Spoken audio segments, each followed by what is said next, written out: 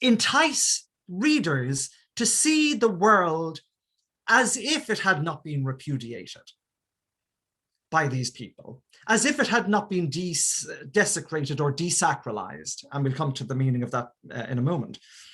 But so what you've got here now is a set of Scrutonian gospels, as it were, which paint pictures of each of these,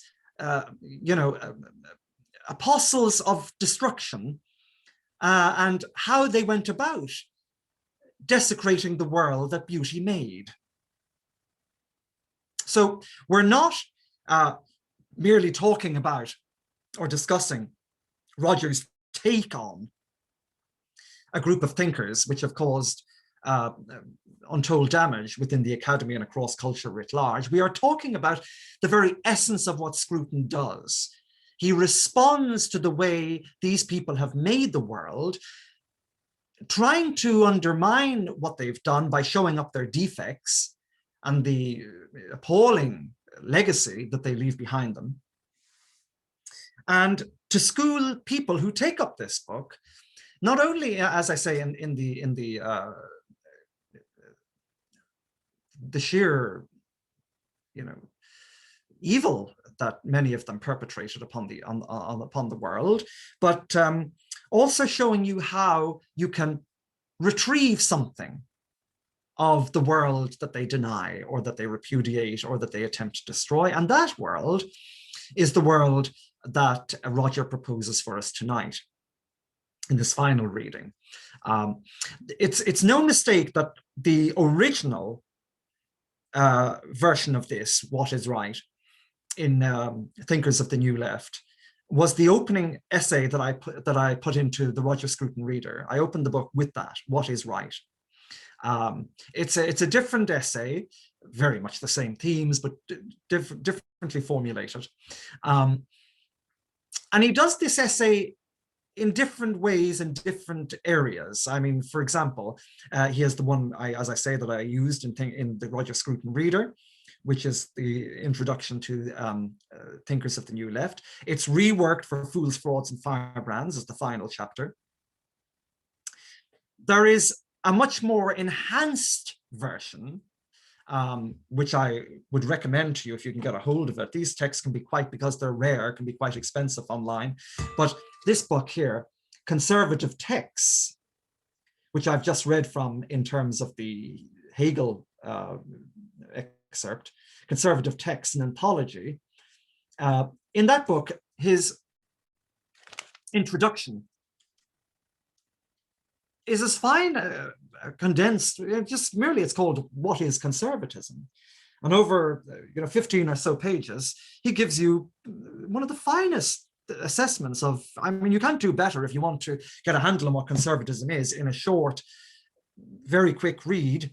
And in his usual methodical way, starts from first principles and moves on to the more political dimensions of it towards the end.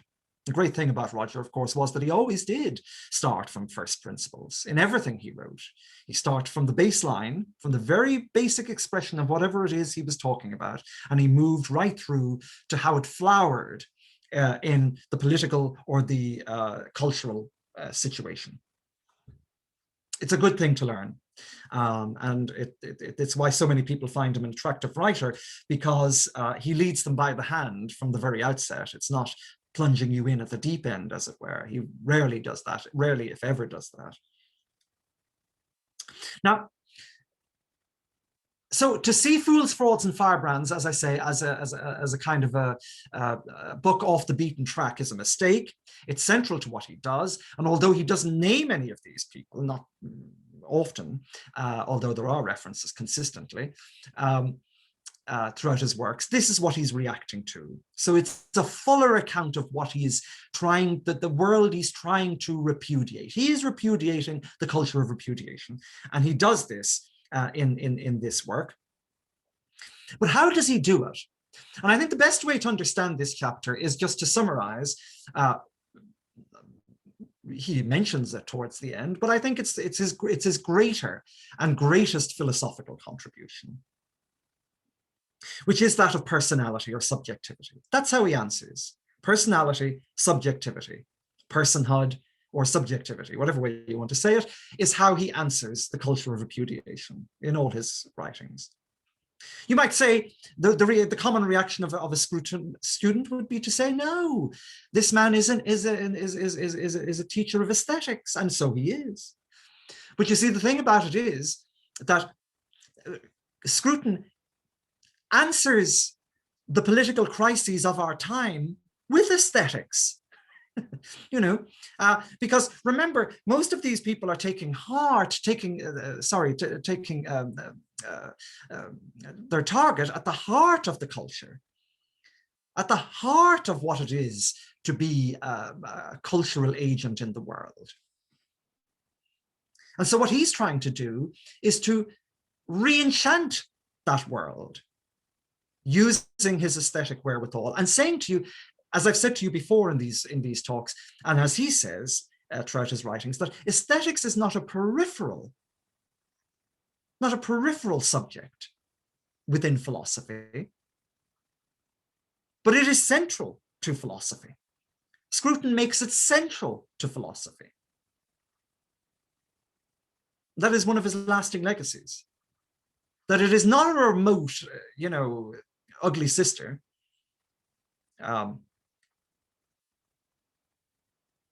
But it is central to its aims. And then you've got to ask, well, if that's the case, what is philosophy for Scruton? We've learned over the past number of weeks what philosophy is for these people and the wicked way in which it's being used by these people. But what is philosophy for Scruton? Philosophy is not what we have come to know through the ages. It's not an attempt, for Scruton at least, to move from appearance, the appearance, fiction, the fictions that we create for ourselves, to reality. I gave you the famous parable of Plato and the cave in the course of our talks, where the prisoners see the fire is behind them, it's projecting their image onto the wall. They see this these images, they believe they are reality, and it's our world, according to Plato. It's the world of sense knowledge, what we see through our senses, which is always shifting and changing, and they mistake that for reality, for truth, for what is permanent, what is timeless, what is eternal, what is unchanging, what is immutable, until one of them, of course, breaks free and realizes as he mounts the steps of the cave and sees the sun, that the light that is in the cave is a false light. It's appearance, it's not reality. Reality is truth, it's unchanging, it's enduring. For Scruton, it's something different. It's not that time-honored procedure of clearing aside or putting aside appearance in favor of reality. For Scruton, philosophy is a way of, as he puts it, re-enchanting the world. And it's a process of emphasizing appearance at the expense of reality. Does this mean that Scruton denies truth? Absolutely not. Because he believes that appearances are truth. What philosophers and scientists call reality is not truth in the main.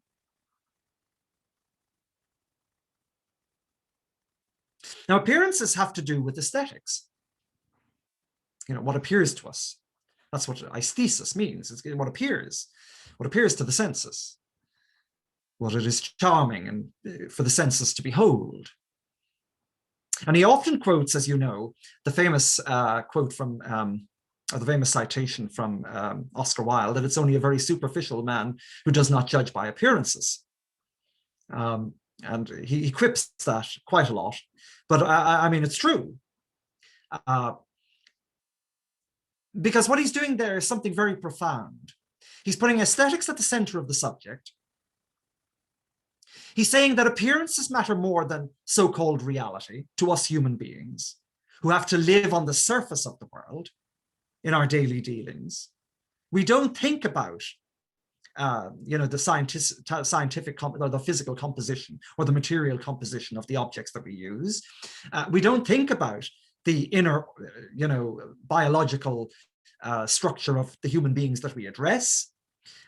We do not think about what lies beneath the skin, as it were, because we operate on the surface of things. And that's why appearances matter to us.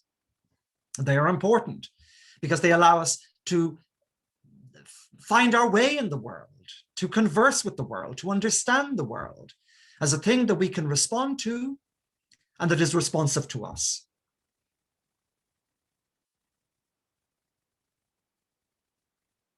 That's exceedingly important because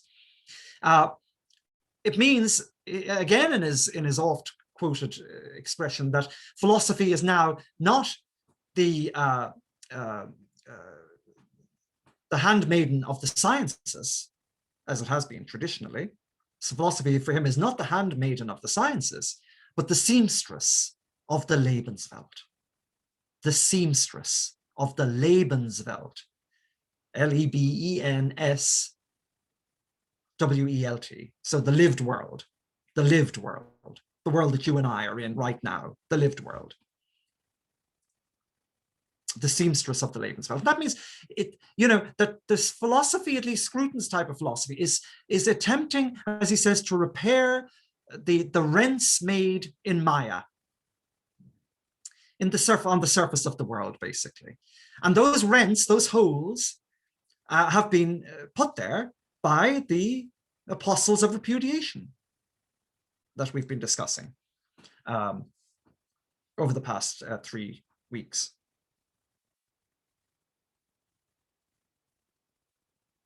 So what Scruton is doing now is he's showing you the way that his aesthetic theory, which is what he is fundamentally, and it's not separate from his political convictions or his political writings or his moral writings or his cultural writings, how he's going to use this now to repair the rents made in the surface of Maya, or in the surface of the world. He describes it as that.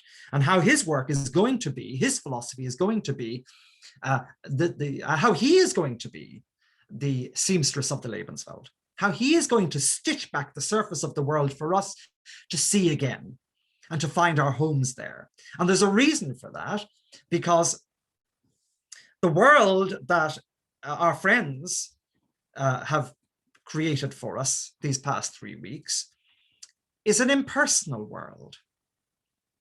It's a world in which you will not find a reflection of your own face, or any face for that matter. There is no personality there.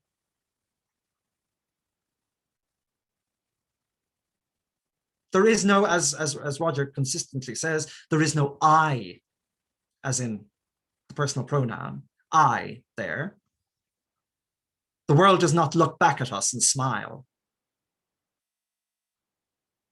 And it's only through beauty that it does that.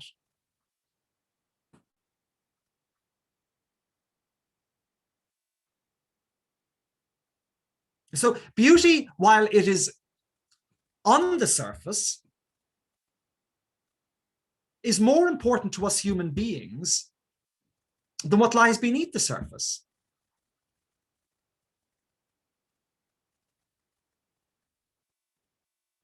Because, again, to use the example that he uses quite a lot, drawn from Sexual Desire in 1986, if we were to look at each other for what we truly and essentially are, as biological agents, there would be no such thing as love. What we fall in love with is not the inner person, as in terms of the biological structure of the person or the material structure of the person. We fall in love with the I at the center of that. The I that is revealed in and through the flesh, but is not reducible to the flesh.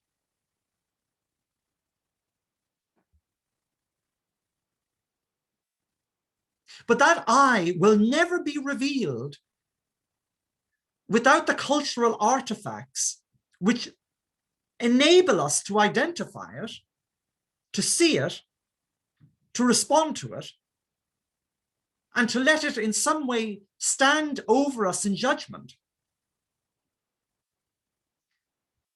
So think of the old forms of courtship, as it were. What do? We doll ourselves up, basically. We put on our best clothes, we put on our makeup, we smell nice, and so forth. And those are not, for Scruton, those are not tangential things, superficial things. They are important things. They are fundamental things. Because what you're now doing is you're repairing the rents of the world. You are practicing being the seamstress of the Lebenswelt. You are allowing beauty to reveal the subject at the heart of the object. The you, the I, is being revealed to the other person. The problem, and it's very easy to get for this to be lost, by the way, the problem with the modern world or the postmodern world is that the subject is dragged from the world of subjects into the world of objects. What is put on display through beauty in the human person is destroyed because beauty is destroyed. And now you've got young individuals, at least according to Roger, who have been reduced to their animal essentials and are in the grip of a pornographic image of themselves. And so the whole I, the whole subject that lies mingled with the flesh and is the light of the flesh, is lost. So you're living in a world where subjects are clouded over, lost, and where the body is on display in its raw vulgarity. Now, that's a very far cry, you might say, from the stuff we've been dealing with and the stuff no, it's not. It's the very same thing, because this is why Roger always makes the connection between what he calls sexology and Marxism. Because the thing is, both are attempts to peel away the personality of the world, as he puts it, to peel away the subjectivity of the world, so that all we're left with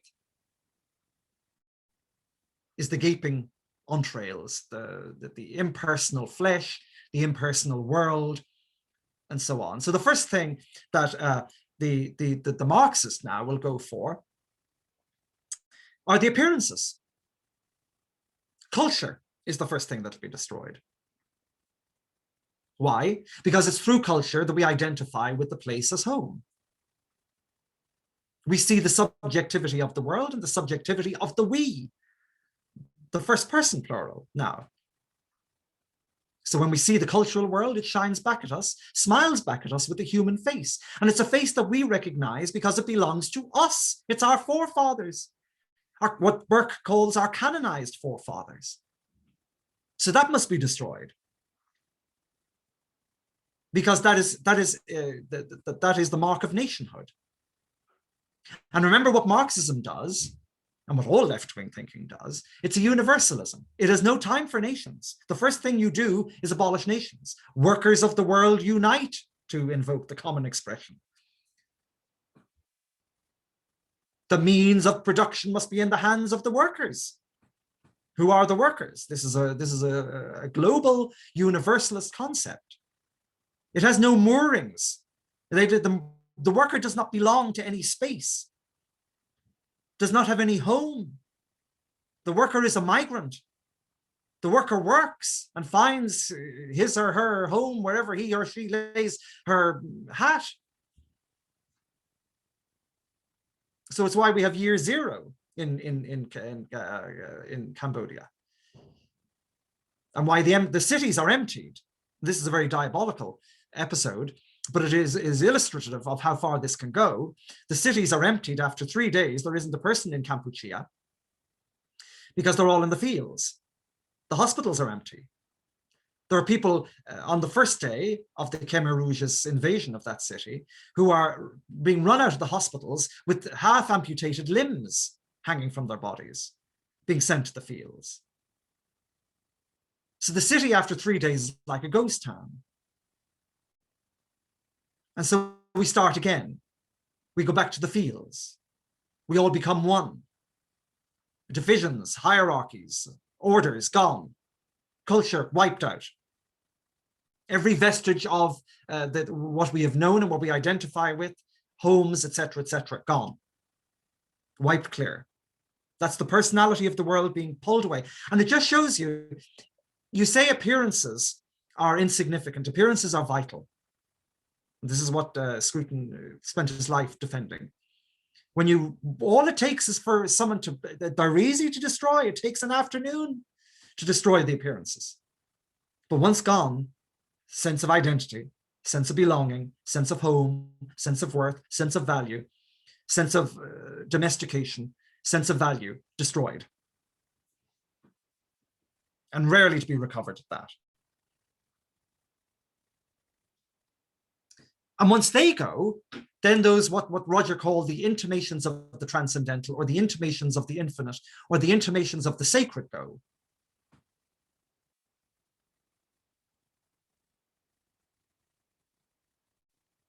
Because remember, for Roger, in his Kantian worldview, the I, all of these things are, they're not distinguishable. The I is not distinguishable. The I, the first person, is not distinguishable from me. I can be looked at in two ways, as both subject and object. But I'm one thing. I'm a subject mingled with an object, or my subjectivity is mingled with my flesh, as it were. Now, there's no such thing as the subjectivity lurking beneath the flesh. You won't be able to dig it out or do an autopsy on the person and find the self, the subject, the person. It's not there. But it's like the painting again, and why this example of the painting is so important for Roger. When we look at a painting, we see one thing that can be described in two different ways. It's what he calls this notion of cognitive dualism that he comes up with in The Soul of the World. So we see the painting as one thing, but it can be described in two different ways. The scientist describes it one way.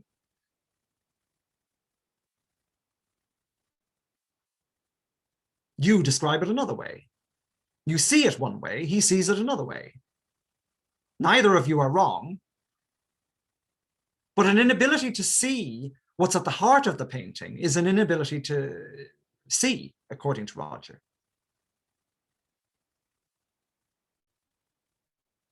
Just like we are not mere object, insofar as we are not just physical sexual beings, which is why he talks about the smile. The smile is a revelation of subjectivity. For the dentist, it's a contortion of the facial muscles. But you see the smile as a look of love. An expression of subjectivity that's painted across the face. And it's the face that reveals the surface, again, the surface that reveals the subject.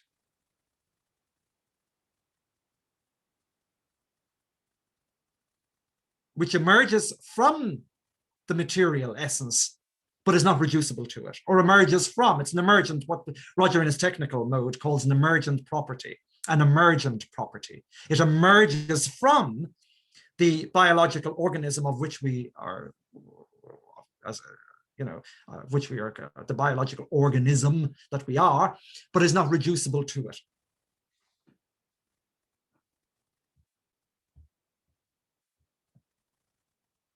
But if you didn't see the smile as a revelation of subjectivity, or the light of the self within, or the light of the soul, or whatever, within the human being, you would be defective in some way. I mean, the dentist goes home and doesn't consider his child's smile as a contortion of the facial muscles, or is revealing something, that only dentists can see. He sees the light of self. And this is always the in a great piece, which Roger writes, although I take issue again with the metaphysics behind it, but I'll say why more in the lecture, the Hegel lectures rather, in a piece called, it's the piece he wrote for the religious philosophy of Roger Scruton, the conference we did on that in Montreal. And he basically, the argument is that even those who deny the transcendental depend upon the transcendental. So, for example, Marxists go home in the evening and they still look into their beloved's eyes and see the light of subjectivity. They too yearn for culture. I mean, there's Adorno, who believes that true culture needs to be revived to save the species. But it can only be revived, he says, or realized in utopia. You can't. It can be, the only way it can be realized is by restoring the bourgeois order that you deny. It doesn't exist in utopia.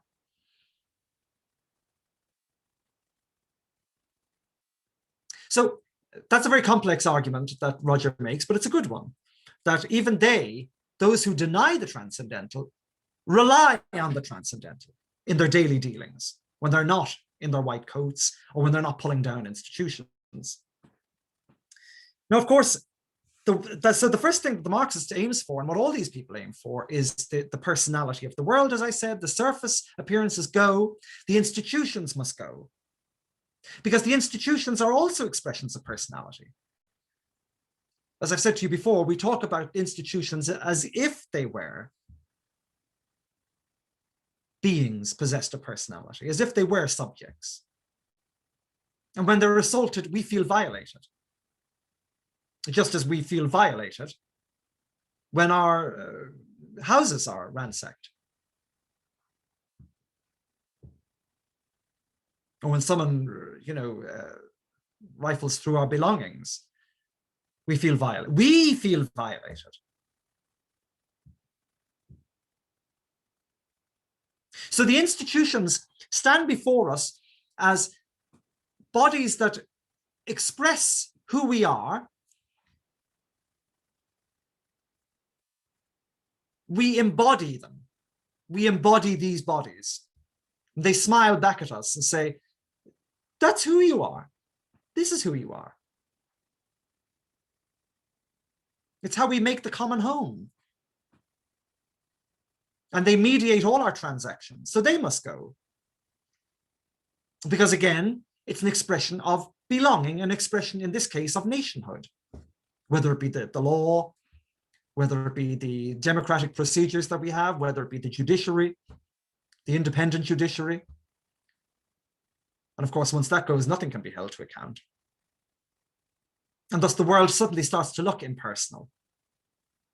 They are, in fact, scrubbing away. You can't do it entirely. And this is why when Marxism collapses, the first thing that emerges back is subjectivity and personality across the face of the world, across the surface of the world. All the little platoons in the cultural institutions suddenly rise from the ashes. The churches suddenly fill up again, those that at least that have remained standing. Art goes into flowering mode, and so on. Anywhere where there's been oppression, this happens. It doesn't take a long time for that to be corrupted again, of course, through the various procedures of our way, of our modern way, of our postmodern way. But nonetheless, that's what the human default mode is. To rebuild the world, to repair the rents in the surface of the world. The seamstress of the Lebenswelt. That's what we are. That's what we become when we're liberated. Truly liberated from our liberators.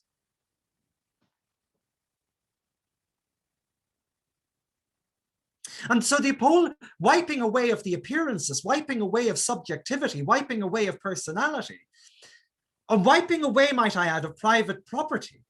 Very important concept. Again, we'll discuss this with Hegel, because it was he that gave it to us, more or less, in its current form. And private property is important because it's an expression of individuality and personality in the world. It reflects who we are, what we are. Now, by the way, I mean by we, you and your family. The world takes on your face and your complexion. That's how we make houses homes. I was having an argument with my son the other night about this, and my eldest son, and I was saying, you know, to him, because he attended Roger's lectures and mine on these things. He saw a great row between myself and Roger on Hegel and Kant one time, so he loves when I go on about this. But I said to him, you know, I can tell anything and everything about a person by looking at their homes, and especially their bedrooms. I can tell you who they are, what their likes, their dislikes, etc., etc., etc., because that is them. It's not distinguishable from them. I'm not making an analogy. It is them. It is them. Their consciousness is there, alive in the room, in everything. Which is why you get, again, to repeat, you get violated if somebody goes in and does something in that, or even walks into that room. It's like them walking into your brain. So the assault on private property is an assault on individuality.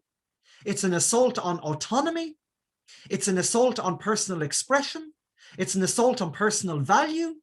It's an assault on your declaration of independence in the world, and your declaration of having yourself reflected in the very fabric of the world. You're not allowed to have that in Marxism. There's no I's in Marxism. There's no we in Marxism, unless, of course, you're aligning yourself with the we of the eponymous working class, which, of course, is, again, an anonymous entity. It's like what Kierkegaard used to call, when he denounced the public. He said, who is this public? They're all saying, the public says. Who is the public?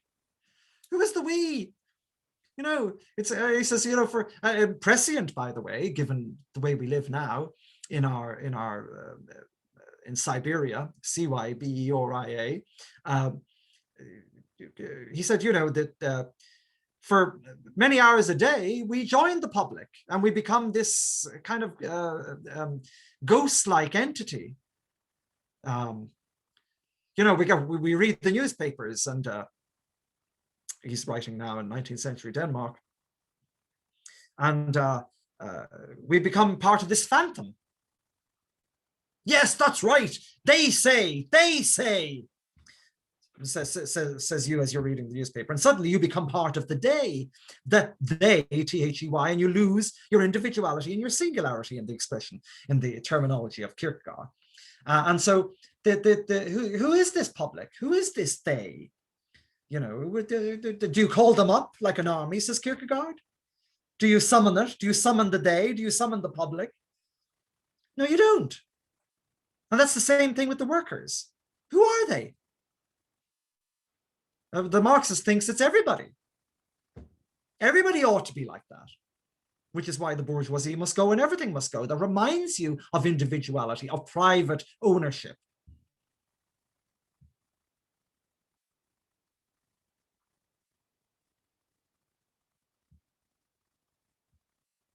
And of course, what relates sexology to Marxism and to all the isms that we've been attacking is that they are pseudosciences. Again, as I've said to you from the beginning, going back to Roger's distinction between philosophy as the handmaiden of the sciences and philosophy as the seamstress of the Lebenswelt, all of these are pseudosciences because they attempt to peel away the personality, strip away the appearances, and show you what is really real beneath the skin of the world, when it's all the while it's the skin that's important to understand who you are, where you are, and what you belong to.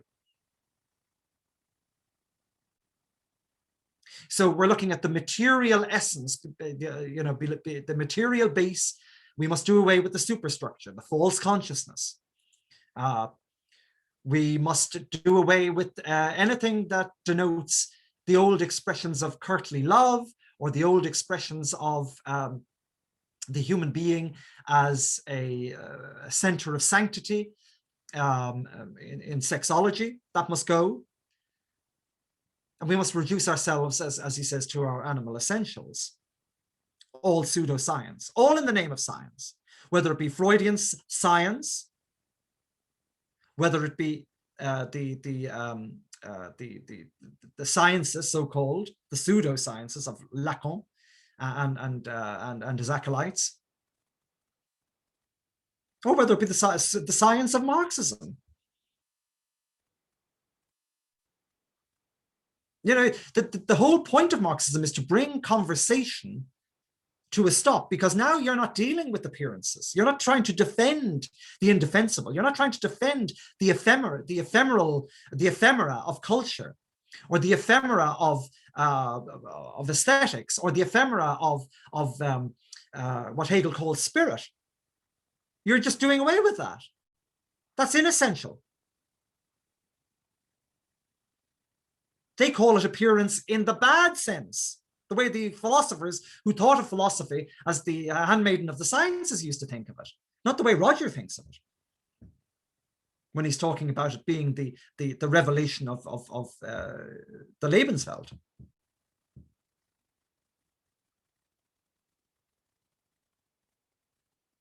So what we must do, therefore, is reveal the the scientific structure beneath the spiritual base, and show how false the spiritual base is, how deceptive it is, how deluding it is, how dangerous it is, when all the while it is the only way that we can fulfill our human needs, our human longings, our human values. The only way. And again, if there were any truth to it, if there were any truth to the idea or the suggestion that Marxist science is reality, or that that we do not exist, as Lacan says, because we are split subjects, and that what we thought was ourselves or our subjectivity is just an imago, or a false image, or as I was describing, in the mirror stage of existence. And the purpose is to break the mirror so you can never find your way back to that again, of course, which is the appearance, which is true, as we now realize, as everything that they deny is true. But they do so in the name of science, and so you can't argue with them. That's the reason they tag science onto this, because science has a claim on truth which the bourgeois order doesn't have, can't have. So to defend the appearances, to defend subjectivity, to defend right, to defend law, to defend culture, to defend personality in the face of all of this is a very tough ordeal.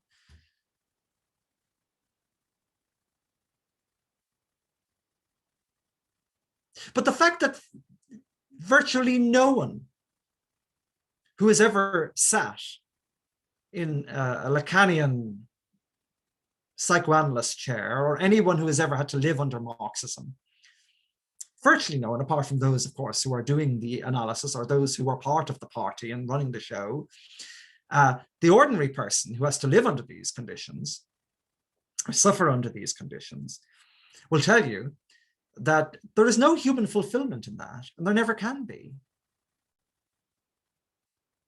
That the very ephemera that was, set to the flame is the only way that we can realize that sense of fulfillment that was promised by all of these people, but of course can never be realized. I mean, it's almost that in jouissance, to go back to our famous postmodern expression of orgasmic exaltation that they all go on with, that all of this is a kind of a way to try and encourage you to enjoy what is patently unenjoyable. Living in the darkness, living in the world of pure matter, where the ghosts of spiritual consciousness, can be seen off in the distant horizon in other lands and other places, but that are not of us. That somehow you can get fulfillment in that space if you just let go, if you let all your hang-ups about culture, all your hang-ups about your false bourgeois consciousness, if you just let it go and enjoy the ride, as it were, go to the limit situations, as Foucault called them, you might just realize that there is something in this to give you the stimulation that you need. But of course, it never happens.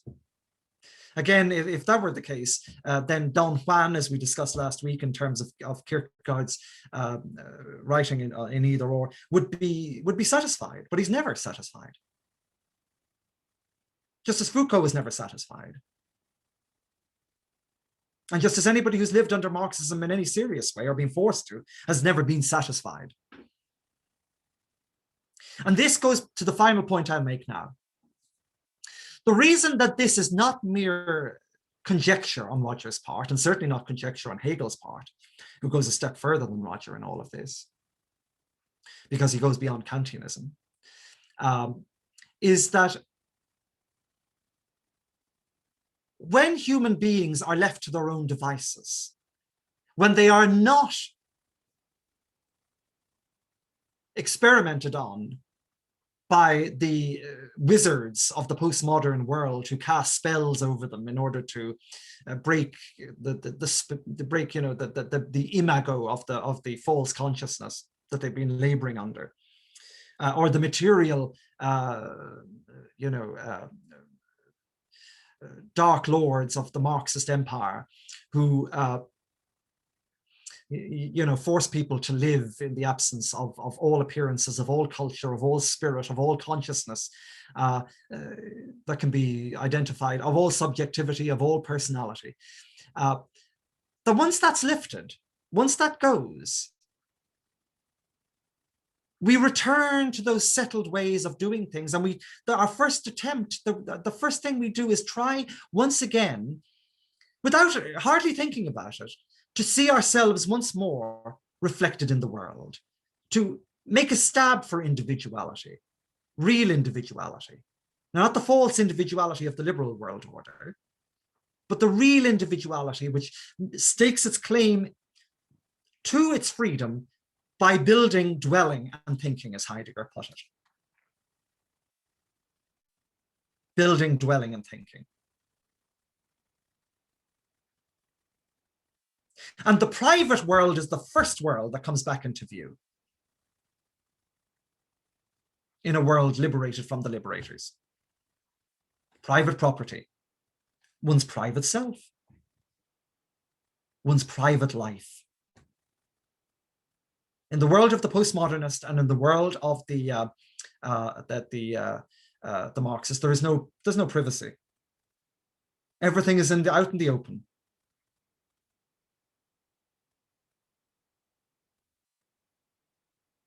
And those things that are hidden are only there, permanently hidden, permanently barred from consciousness to destroy the system, so-called, from within.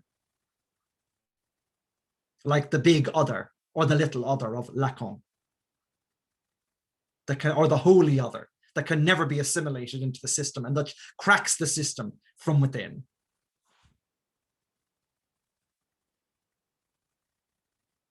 So in a very gentle, at least in his philosophical mode, in a very gentle and gracious way,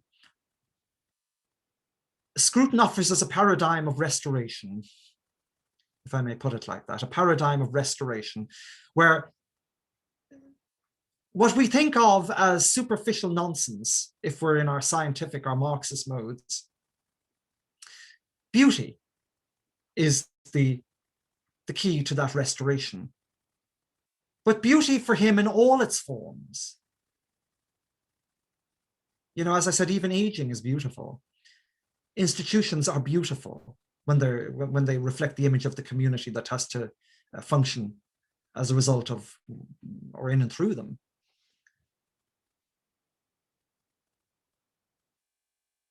All of it, whether he spoke about architecture, whether he spoke about sex, music, wine, hunting, all of it was expressions of beauty.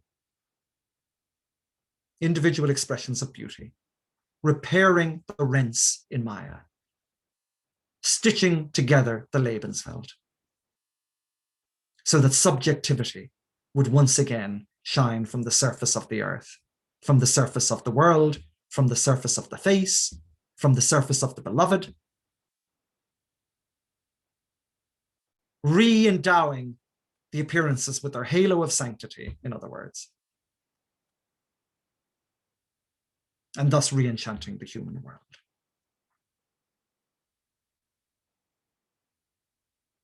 So if there is a consolation of philosophy in Scrutiny, it's that.